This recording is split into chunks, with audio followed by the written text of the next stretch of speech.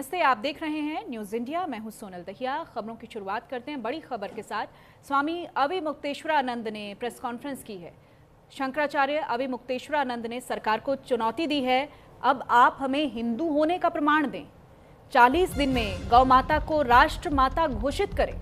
हिंदू होने की पहली शर्त गौरक्षक होना है। 40 दिन में हिंदू होने का प्रमाण दीजिए। आप कालनेमी, पाखंडी और ढोंगी हम पर पुलिस से लाठियां चलवाई।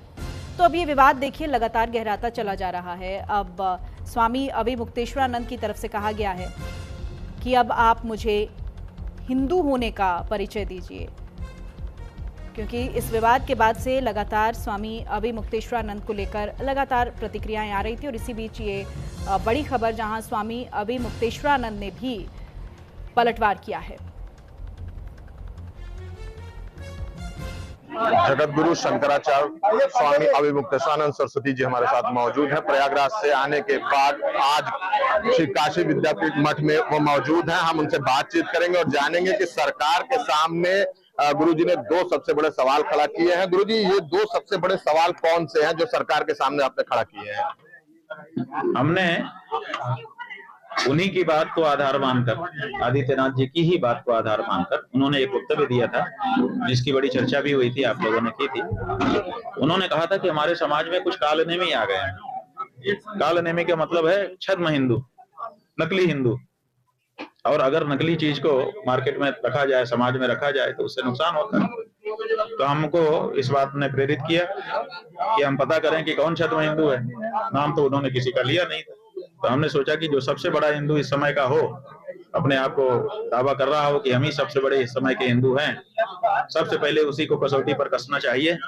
तो हमने देखा कि इस समय आदित्यनाथ ही अपने आप को सबसे बड़ा हिंदू घोषित कर रहे हैं, क्योंकि हिंदुओं के जो प्रतीक हैं, ब्रह्मचारी, सन्यासी, बटुक, उनकी चोटी, धर्म का झंडा, धर्म का दंड, छत्र, आसन, इन सब पे चोट मार रहे हैं। इसका मतलब, और शंकराचार्यों से पूछ रहे हैं कि तुम प्रमाण दो कि तुम शंकराचार्य हो। इसका मतलब इस समय उनसे बड़ा अपने आप को हिंदू घोषित करने वाला कोई नहीं है। तो हमने उन्हीं को कसौटी पे कसना शुरू किया। और हमने देखा कि डाटा कह रहा है कि वो गोरक्षनाथ पीठ के महंत हैं, गाय की रक्षा के लिए ही जो पीठ स्थापित है। और उन्हीं के राज में बड़े पैमाने पर गौ मांस का निर्यात पूरे विश्व में हो रहा है। और साथ ही गौ माता को पशु कह करके संबोधित किया गया है, गौ माता को माता भी नहीं कहा जा रहा। तो ये तो बड़ा आश्चर्यजनक था। हमने उनको 40 दिन का समय दिया है। आज आप लोगों के माध्यम से सूचना भेजी कि 40 दिन में आप ये जो दो बहुत भीषण चीजें आपके राज्य में हो रही हैं, जिसके कारण आपको हिंदू मानना असंभव सा हो रहा है, छद्म हिंदू, कालनेमी आदि सिद्ध हो रहे हैं, आपको 40 दिन का समय है।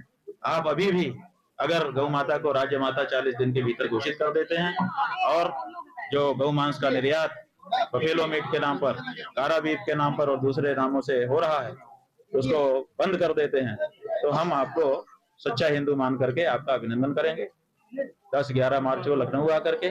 और अगर ऐसा करने में आप असफल रहते हैं, तो हमारी भी मजबूरी होगी कि कालनेमी के रूप में, छद्म हिंदू के रूप में, नकली हिंदू के रूप में पहला नाम आपका घोषित करेंगे। गुरुजी, इतनी बड़ी घटना घटित हुई, संत समाज, देश का संत समाज दो भागों में बट गया, एक पक्ष में एक विपक्ष में, इसको किस तरीके से देखते? नहीं, दो भागों में ऐसे नहीं बटा है संत समाज। दो भागों में बटा है, बिल्कुल सही, हम मान ले रहे हैं। लेकिन जिस तरह से आप कह रहे हैं, इस तरह से भाग नहीं हुआ है। एक संत समाज जो आशा में है, लालसा में है, लोभ में पड़ा है कि हमको इनसे कुछ मिलेगा, इसलिए हम चुप रहते हैं, नहीं बोलते हैं। और एक जो डरा हुआ है कि कहीं हमारे ऊपर बुलडोजर ना चढ़ा दिया जाए, हमारा आश्रम ना गिरा दिया जाए। तो इसलिए संत समाज दो खेमे में बट करके चुप रहने के लिए मजबूर है। ये भय फैलाया गया है। बिल्कुल सही कहा आपने, संत समाज दो खेमे में बट चुका है। संत ही बताते हैं खुद को, उत्तर प्रदेश के मुखिया, और संत ही दो भाग में बट गए। इसीलिए तो अब उनकी परीक्षा कर लेने का समय आया। कोई संत संत को क्यों डराएगा? कोई संत संत को लोभ लालच में क्यों डालेगा? और कोई संत गौ माता की हत्या को कैसे बर्दाश्त करेगा? कोई संत अपने राज्य में गौ मांस के विक्रय का डॉलर कैसे गिनेगा? बताइए, ये सब प्रश्न है। यही सब प्रश्न हम लोग पूछ रहे हैं। कहीं ऐसा तो नहीं कि अब राजनीति का शिकार संत समाज भी होता जा रहा है?